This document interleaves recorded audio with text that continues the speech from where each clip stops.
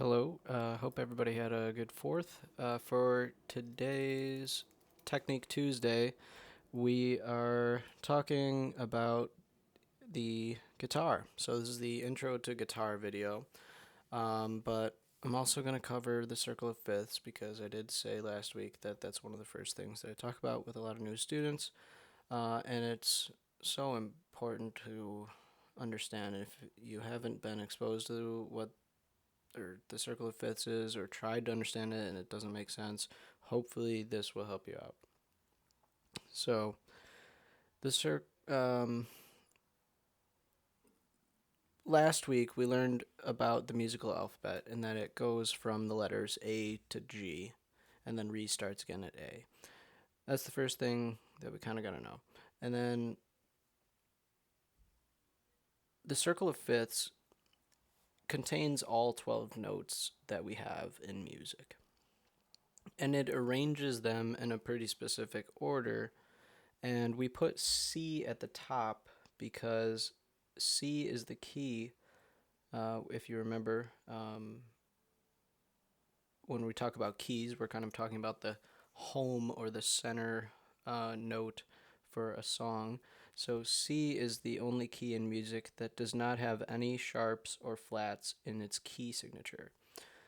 That means that we're using our natural musical alphabet of A, B, C, D, F, G, but just rearranged from the note C. So C, D, E, F, G, A, B, C is a C major scale.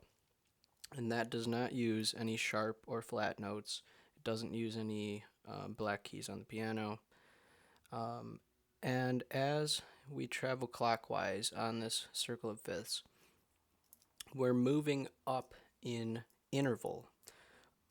When we're traveling clockwise, it's an interval of a perfect fifth. So if C was our first note and we were to go up 5 keys on the piano, if C was 1, D was 2, E was 3, F is 4, G is 5, that's our next note. And we just keep on doing that, but it's got to be perfect fifths. And we go all the way around and end up back at the note C. It can be kind of divided in half, where the right side of the circle of fifths represents most all of our sharp keys, which are keys that use sharps in their key signature. And then on the left side is the flat side, where these keys use flats in their key signature. So the circle of fifths actually conveniently lays out the number of sharps that are contained, sharps or flats, that are contained in our key signatures. So the key of G has 1 sharp in it. The key of D has 2 sharps in it. Key of A, 3 sharps. E, 4 sharps. B, 5. And we get to the midpoint here of F sharp. This is also pretty special because this is from the note C, the top of our circle, a tritone away. So directly across from any point on this circle is your tritone interval. But the tritone is special because it is the interval that we find when we divide the octave exactly in half. And it's similar to a perfect fifth, but it is a flat fifth. So it's 1/2 step lower than a normal perfect fifth. But this is also the midpoint where we can either have, in the key of F sharp, 6 sharps in our key signature, or 6 flats in the key of G flat. And this is going back to a thing that we call enharmonic equivalence. So this is the first point in the wheel where we have a key center that is not a natural note. So C, G, D, A, E, B, and then we get to F sharp. And at this point is kind of when it's also the midpoint, and we flip over from talking about our sharp key signatures to our flat key signatures.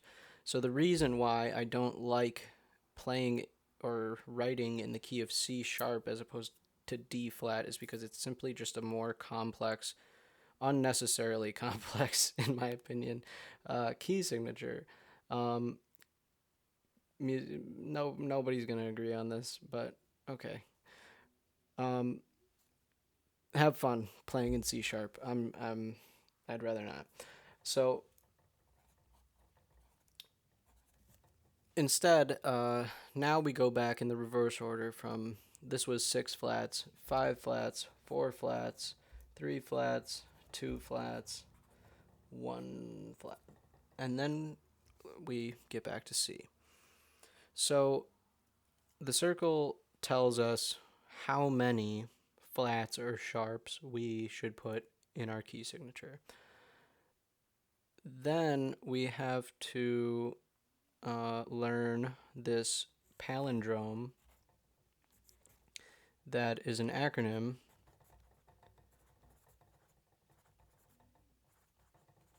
Let me adjust here.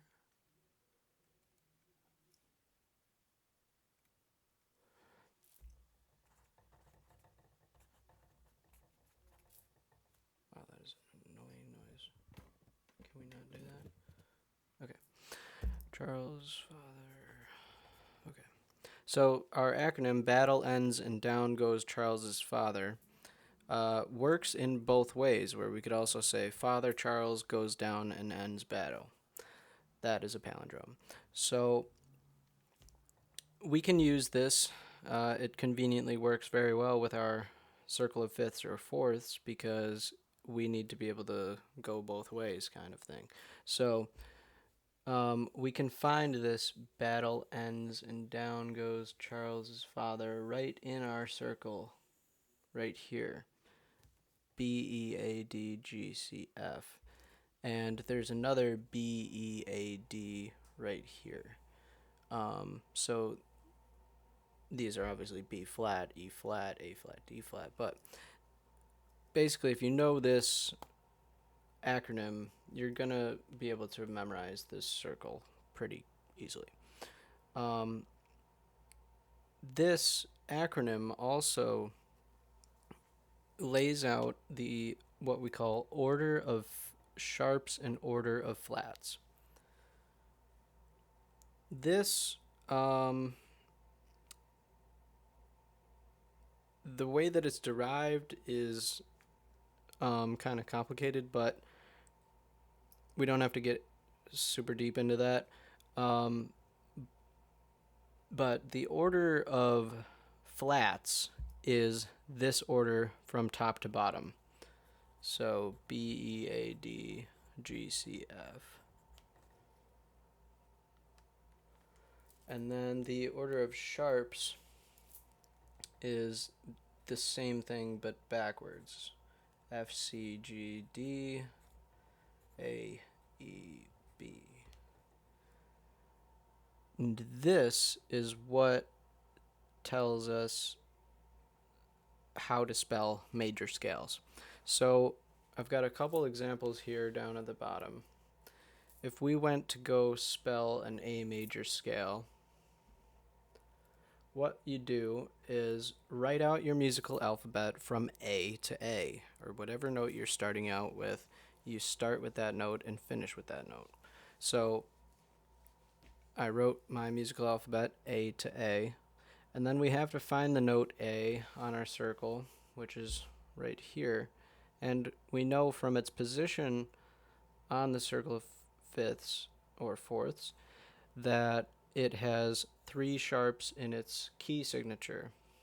So we also know, because of its position on the circle of fifths, that A is a sharp key. It's on the sharp side of the circle. So we use the order of sharps and we count out 3 places, F, C, and G. And then we go to our scale and find F and make it a sharp, C, make it a sharp, and G, make it a sharp.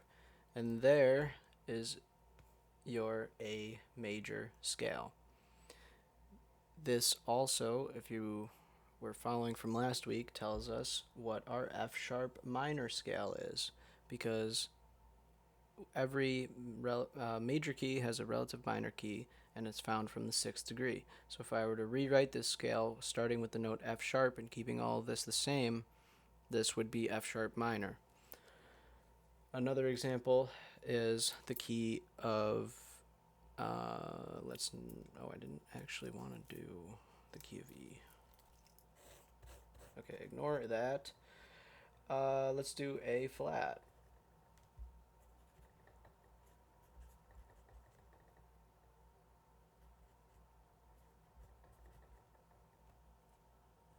Alright, this is actually kind of good because now you're going to see the difference between A and A flat, and how we can get more complexity out of just 7 letters in our alphabet. So the key of A flat, if we look back up here, is found on the flat side, and it has 4 flats in its key signature. So because it's on the flat side, we use the order of flats and we count out 4 places. So we have B, E, A, and D. So we would go to our B, make it flat, E, make it flat, A, the A is already flat because we're in the key of A flat, and then D. And there's a perfect A flat scale. And then one more is the key of B. This would normally be kind of confusing and tough to figure out if you didn't know all this. So the key of B is on our sharp side, and it has 5 sharps. So we use the order of sharps, count out 5 places, and just fill in our F sharp, C sharp, G sharp, D sharp, and what did I skip? Oh, A sharp. Yeah, A sharp. Okay, so that is how you end up with all of your major scales, and actually natural minor scales as well. This is important to anyone that is playing pitched instruments in a rhythm section. I think it's pretty essential to know the note names, know where key signatures come from, why we use certain notes in certain keys, and why certain notes don't work in certain keys. And all 12 major scales, all 12 minor scales, if you want to really know them, it's good to memorize them. But you don't have to, right? You can just read the music or read the tab or whatever. Or you can, if you're writing music, you can just kind of look at your wheel, pick a key, and spell it out, and then use those notes, and you're good to go. So with my guitar students, I also connect the circle of fifths and fourths to our guitar, and explain how on a normal 6-string guitar that's tuned normally, our lowest pitch string is E, and then we get A, D, G, and all of those intervals there, E to A to D, D to G, are perfect fourths. So our guitar is set up quite well to use the circle of fourths and play things that use the circle of fifths and fourths. The only unique spot is on the 3rd and 2nd string, where it is an interval of a major third instead of a perfect fourth, going from G to B, and then B to E is another perfect fourth. This can cause some problems and confusion, but we do it for a reason. It makes a lot of our chord shapes a lot more feasible than if we didn't break the rule and we had G, C, F at the end. But yeah, if we did, you can kind of see we've got E, A, D, G, B, or sorry, E, A, D, G, C, F. So that is our most of our acronym right in the guitar. So, and you can see I've got my little circle of fifths right there to remind me to do that lesson. Okay, so now we're gonna move over slowly to these guitars. Okay.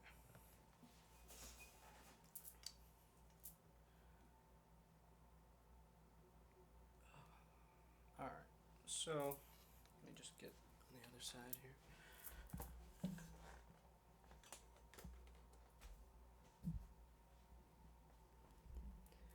So there's lots of different kinds of guitars. I know this looks kind of. This is my family here. So the one on the very left is an Ibanez electric guitar, and let me just carry this with me. Okay. So this is the an electric guitar, and this is a Squier Stratocaster style. Both of these are pretty standard electric guitar looks and uses. This one is a little bit more of a metal shredder guitar, they kind of call them, because it has a really thin neck. Some guitars have really thick necks, and it also has I don't know, rosewood fingerboard. The fret scaling is a little bit shorter, I believe. It's also a 24 fret guitar. Usually, standardly, guitars are 22. And the main difference between these guitars or a main difference you can find in electric guitars are the pickups. So these ones with the that are on the top, those are called single coil pickups, and then on the bottom there, that's a double coil pickup, or humbucker we sometimes call them.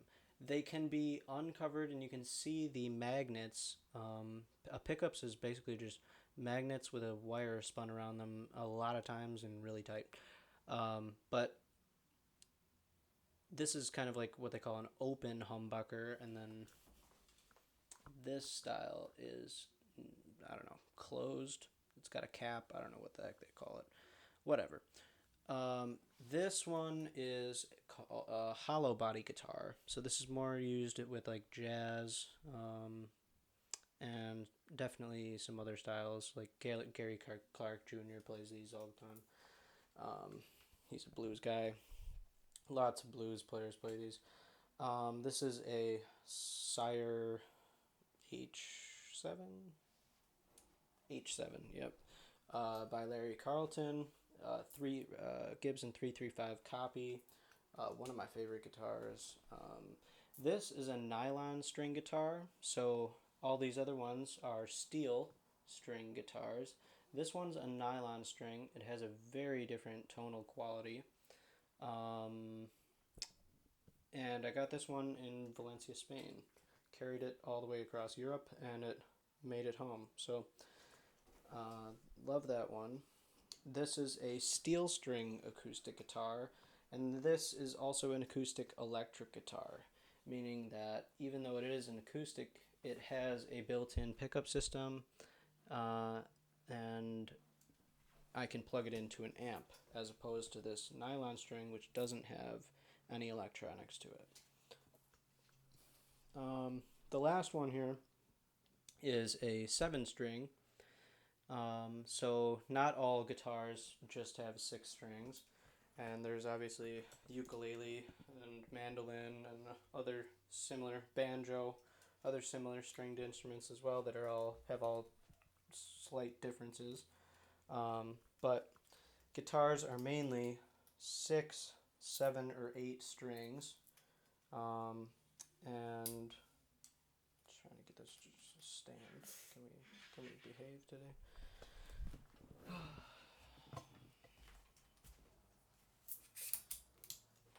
Okay, sorry.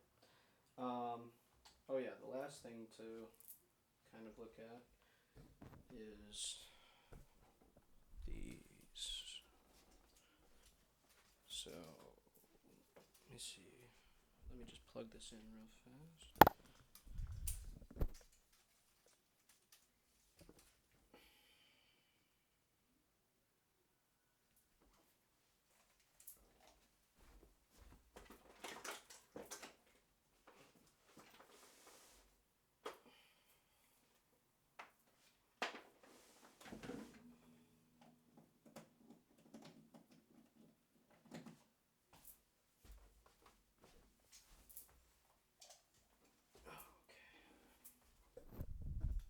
So these are my favorite thing in the world. Maybe. These are guitar pedals. I have just kind of a ridiculous amount, and yeah, when I was turning 16 or whatever, thinking about getting a car, I decided to spend all my money on guitar pedals. Not really, but a lot of money on guitar pedals, and I have a lot of them that I love. But it's a really big part of, especially electric guitar, and I don't even know what to say. Uh, there's a lot to say about pedals, but it's a very cool world of kind of creating your tone and sound design. It's like sound design for guitar, where keyboardists have synths, guitarists have pedals. So that's kind of our world. Um, and it's fun. It's very fun. So that's a slight bit about the guitar. One other thing that I was going to kind of go through was that us guitarists are kind of backwards people. um, so the lowest string on the guitar is when, well, I don't even know how to explain all this. Okay, so when you hold, depending on if you're left-handed or right-handed, when you hold the guitar, the hand that you strum the guitar with, which is like when you're plucking the strings, that is your dominant hand, typically. And then your non-dominant hand does all of the tough work on the frets. So that's kind of not very intuitive naturally to most people. And also, if I were to be holding this, when you're looking at the guitar, the string that's closest to you, we call that the lowest string. That's our low E string. And the string that's farthest away from your eyes, or closer to the ground, that is your high E string. So that's backwards. The hands are a little backwards. Yeah. So there's a couple little funny quirks about the guitar, but really, there's a lot of patterns on the guitar that are repeatable, unlike the piano. So that's what can be really good about the guitar. Um, but what else. There's so many things to say, but I think next week when I come back around to guitar, um, I'm just gonna probably talk some more about everything that involves more playing the guitar. This was more of a lesson about it and the circle of fifths and fourths. So that is the intro to all the different types of guitar and kind of the whole world of guitar. Back here is a little amp. This is a Bugera Infinium V5, just a little tube amp, but this is what your typical amplifier would look like. And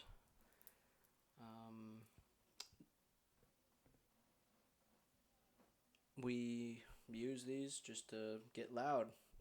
So that's pretty much it. Thanks for checking out.